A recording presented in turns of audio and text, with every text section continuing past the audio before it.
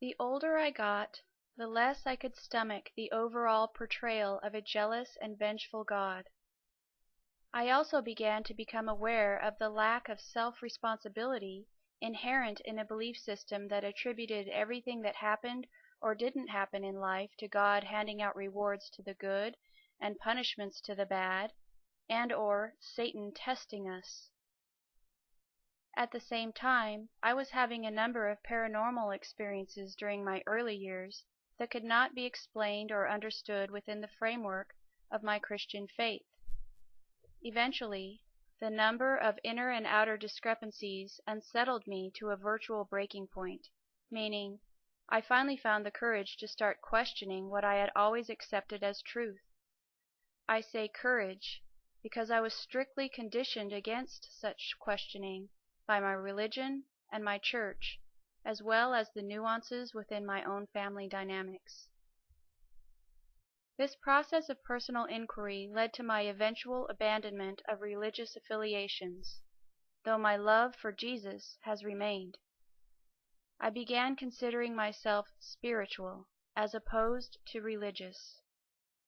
I began seeing the world's religions as various interpretations of original truth. When I look back, I see the arrogance in believing my religion to be right and all other beliefs wrong. Religion has great value for many people. However, its many fear-based, shame-based, dogmatic aspects were getting in the way of my ability to have a deep, personal, one-on-one relationship with my Creator. Keeping only what was useful to me and shedding everything that did not hold true under the light of continuous inquiry, a process that continues to this day, my spiritual awakening began in 1993 at the age of 26. I became an avid truth seeker with a ravenous appetite for studying spiritual and metaphysical materials. This was followed by a psychic awakening process beginning in May 2001 and a Kundalini awakening process beginning in February 2003. Additionally, in 2001, I began frequenting a spiritual website via the internet. This United Kingdom-based site had several strictly monitored chat rooms, each serving a particular purpose. It also offered educational classes, online psychic and mediumship training, and a supportive spiritual community. Given that I felt I could not discuss my spiritual experiences with my current circle of friends, I began spending a great deal of my free time logged on to this site, learning everything I possibly could. Under their guidance, I began developing my own psychic abilities. Everyone has them. Eventually becoming a member of their team of staff. Much of my time was spent monitoring the chat rooms, as well as giving frequent psychic and mediumship readings to visitors free of charge. I did over 750 readings in less than 2 years. On the evening of October 27, 2002, just before my very first channeled message began to come through, I experienced something that was foreign to the typical light trance state I entered when giving psychic readings. There are no words to accurately describe it, but I began to feel disoriented, overheated, and sort of heavy and light at the same time. It felt like a letting go of my own consciousness, sort of like falling asleep while struggling to stay awake. I remember being initially frightened, as though I was somehow losing control. This quickly progressed to a buzzing sensation throughout my face, and within moments the feeling overtook me to the point of surrender, and part 1 of the first message in this book was typed into that chat room. You may be familiar with J.Z. Knight, who channels an entity called Ramtha, or Jane Roberts, who channeled an entity called Seth, or Esther Hicks, who channels a group of entities called Abraham.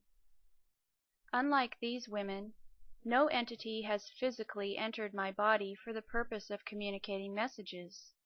Instead, The sensation is more like a stepping aside of my own thoughts and personality, combined with an allowing of some other higher source of consciousness to come through. And today, more and more people are spontaneously having similar experiences, as we are now in the midst of a collective awakening on this planet.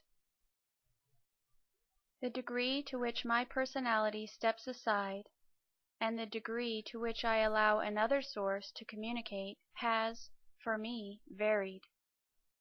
In my initial experience just described, I would estimate I was only 5 to 10% aware of what was happening once I surrendered. After part 1 was complete, I momentarily regained enough awareness to see what had been typed into the chat room under my nickname. I knew that I had not come up with these words through my own thought processes. I quickly copy-pasted the dialogue into a Word document and exited the chat room. At that point, the feeling of surrender overtook me once again, and part 2 came through. By the end of this initial experience, my full consciousness regained, I, my physical self, sat reading the words as if for the first time. Filled with shock, awe, disbelief, confusion, and a myriad of other emotions, I literally dropped to my knees in tears, filled with a depth of gratitude beyond anything I'd ever known. I had no idea whether the experience would ever repeat itself in my lifetime. Due to leftover paradigms from my religious upbringing, I remember wondering if I had been blessed with some kind of rare ability, a gift per se. I wondered if I had been chosen, and I didn't understand how I could possibly be worthy. I now believe this process of receiving messages to be everyone's birthright as spiritual beings. Jesus himself declared, "I have said, ye are gods, and all of you are children of the Most High." Psalm 82:6.